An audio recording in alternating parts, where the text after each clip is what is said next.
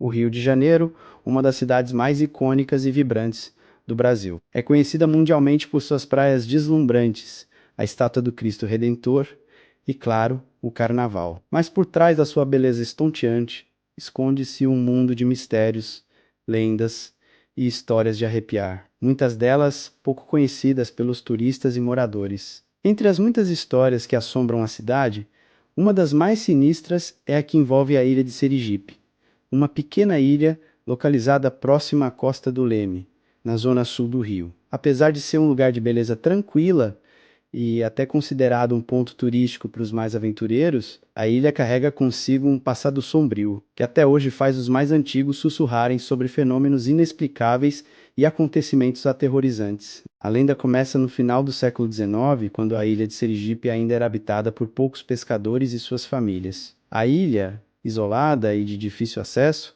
parecia ser o refúgio perfeito para aqueles que queriam se afastar do tumulto da cidade. Mas em 1897, uma série de desaparecimentos misteriosos começou a ocorrer, e a ilha ganhou fama por sua conexão com o espírito vingativo, que até hoje é lembrado nas histórias que circulam pelas ruas do Rio.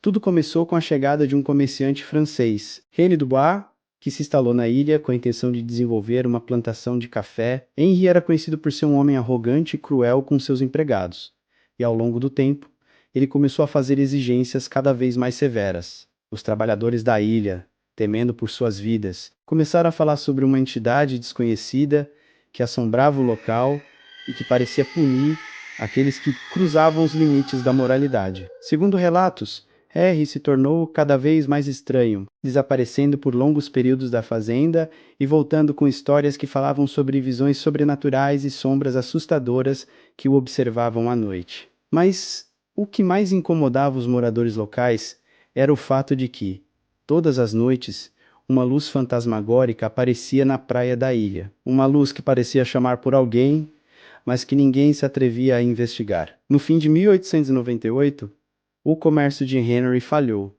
e ele desapareceu sem deixar vestígios. O que restou de sua fazenda foi abandonado, e a ilha ficou deserta por um longo tempo. Mas isso não significava o fim do mistério que rondava o lugar. Anos depois, na década de 1920, o mistério da ilha de Serigipe voltou à tona, quando um grupo de turistas decidiu acampar na ilha. Não demorou muito para que uma série de relatos estranhos começasse a surgir sobre o que acontecera naquela noite. Testemunhas afirmaram ter visto uma figura espectral caminhar pelas praias desertas, com os cabelos desgrenhados e os olhos vazios, como se estivesse à procura de algo ou alguém. Mas o que mais assustou os turistas foi o som de uma voz masculina que parecia chamar por alguém, mas que nunca podia ser identificada. Muitos dos acampantes disseram que sentiam uma pressão no peito, como se algo os estivesse sufocando. E muitos dos que estavam presentes relataram ter visto uma sombra escura que se movia rapidamente pelo campo, desaparecendo no meio da vegetação densa da ilha. Um dos turistas, um fotógrafo chamado Carlos Fernandes,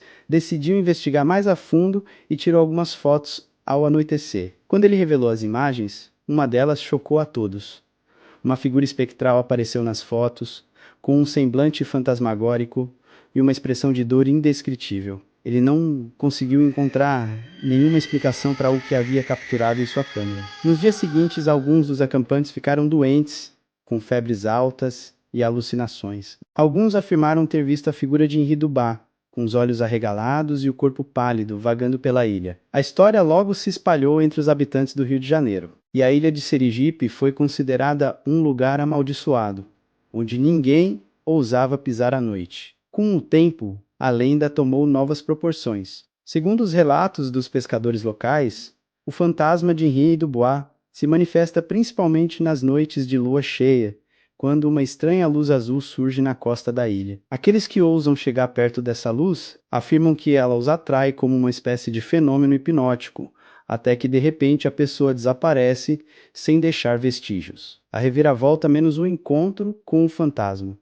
Uma das histórias mais perturbadoras que envolve a ilha de Serigipe aconteceu em 1964, quando um grupo de marinheiros desapareceu enquanto fazia uma expedição pela ilha. Os homens estavam navegando de barco pelas águas ao redor da ilha, tentando capturar algumas imagens para um documentário sobre as lendas do Rio de Janeiro. Durante a noite, o capitão do barco relatou ter visto luzes dançantes na costa, e decidiu se aproximar para investigar. Quando o barco se aproximou da ilha, o capitão e sua tripulação sentiram uma sensação inexplicável de frio e a água ao redor da embarcação começou a agitar-se de maneira estranha, como se algo estivesse forçando as ondas a se mover. Por mais que tentassem se afastar, o barco foi puxado em direção à praia da ilha. Ao desembarcar, os marinheiros tentaram explorar a região, mas logo se perderam na vegetação densa. A história finalizou com a descoberta de restos humanos perto do local onde o barco estava ancorado.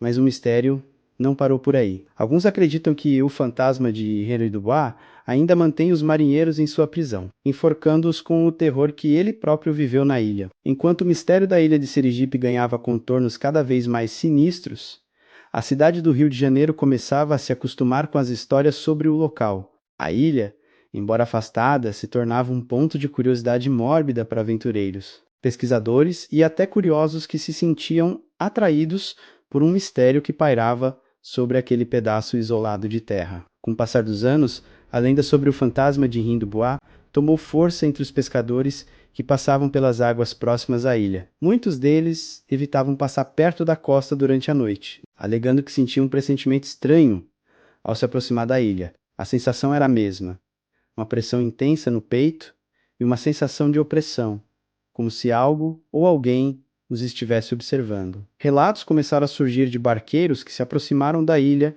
e viram luzes azuis à distância. Eles falavam sobre a ideia de que essa luz elas não era natural, menos algo que desafiava a lógica. Quando as luzes apareciam, o mar ficava estranhamente calmo, quase como se o próprio oceano estivesse quieto e aguardando algo. Alguns pescadores disseram que, ao se aproximar mais, a luz se afastava rapidamente, como se estivesse guiando-os para algo, mas também, ao mesmo tempo, os afastando do que queriam alcançar. Entre os pescadores mais velhos, havia uma história que falava sobre um antigo ritual viking. Acreditava-se que os escandinavos haviam visitado aquelas águas muito antes de Henry Dubois e que, ao chegar na ilha, deixaram algo ali, uma maldição que ligava as almas perdidas naquela terra. Essa teoria foi transmitida de geração em geração e, com o tempo, tornou-se tão parte da cultura local que ninguém mais ousava questioná-la. A ligação entre a maldição dos vikings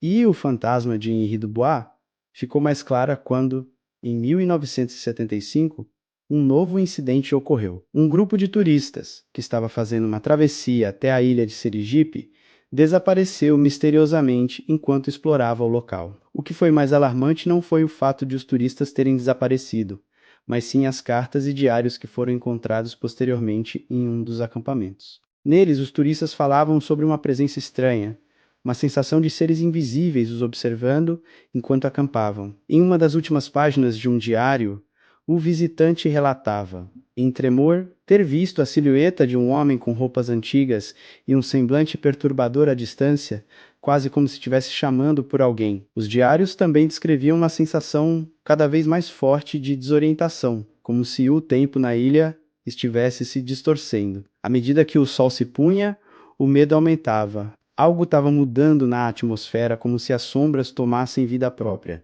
distorcendo a realidade. Nos anos seguintes, a ilha de Sergipe continuava a ser evitada, mas sua história nunca desapareceu. Turistas e moradores continuavam a visitar o Rio de Janeiro, maravilhados com as praias e os pontos turísticos da cidade. Mas poucos sabiam sobre os horrores que espreitavam nas águas próximas ao Leme. A história de Henry Dubois e da maldição da ilha parecia se perder no tempo, mas o mistério ainda estava vivo em cada onda quebrando na costa e em cada sombra à noite. Foi em 1998 que um caso particularmente perturbador trouxe à tona o que parecia ser o último capítulo dessa história. Um homem chamado Miguel Souza, um investigador paranormal muito conhecido na época, decidiu tentar entender de uma vez por todas o que estava acontecendo na ilha. Ele havia passado anos estudando relatos de desaparecimentos e fenômenos estranhos no Rio de Janeiro, mas a lenda da ilha de Sergipe-U fascinava mais do que qualquer outra. Miguel se preparou para passar uma noite inteira na ilha, equipado com câmeras, gravadores de áudio e equipamentos de detecção paranormal. Seu plano era passar a noite em um dos antigos acampamentos dos turistas desaparecidos e registrar qualquer sinal de atividade paranormal. Ele estava ciente das histórias, mas acreditava que tudo não passava de mitos e exageros. Ele estava errado. À medida que a noite avançava, Miguel sentiu a mesma pressão no peito que tantos outros antes dele haviam descrito. O ar ficava mais pesado e as sombras nas árvores pareciam mudar de forma à medida que ele se movia. Por volta da meia-noite, ele começou a ouvir o som de passos vindo da direção do mar. Passos pesados e arrastados. Quando ele se aproximou da praia, as luzes azuis começaram a surgir à distância, exatamente como muitos haviam descrito. Tentando ignorar o medo crescente, Miguel se aproximou da luz. Quando a alcançou, viu a figura de um homem pálido, vestido com roupas antigas, com os olhos vazios e uma expressão vazia e vazada. Ele sabia, naquele momento, que o que estava diante dele era Henri Dubois. O homem parecia estar procurando por algo, mas não falava.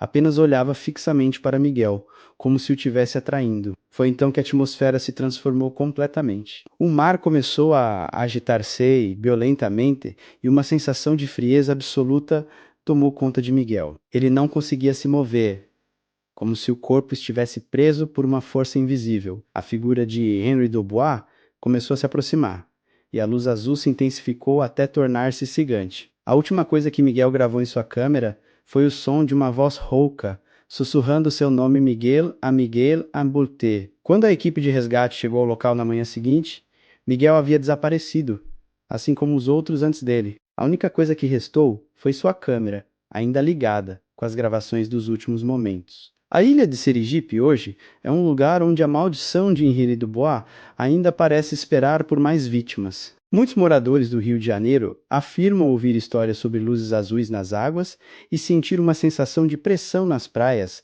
quando a lua cheia se aproxima. Para os aventureiros que ainda se atrevem a visitar a ilha, o que eles encontram pode ser mais do que apenas uma história de fantasmas. Pode ser o próprio início de sua própria condenação. Conclusão: o fantasma que nunca descansou. Até hoje, o mistério da ilha de Sergipe permanece sem solução. O que Henri Dubois queria? Por que sua alma nunca encontrou descanso? Alguns dizem que ele está à procura de algo, talvez uma vingança ou uma redenção, e a ilha, com suas águas calmas e paisagens paradisíacas, esconde uma maldição ancestral que jamais permitirá que ele descanse em paz. Se você passar pelo leme e olhar para a ilha à distância, pode ser que perceba uma luz azul brilhando ao longe, à espera de mais um viajante curioso. Mas lembre-se, nem toda história de fantasmas é apenas uma história. Algumas delas podem ser muito reais, e a ilha de Sergipe é sem dúvida uma das mais assustadoras.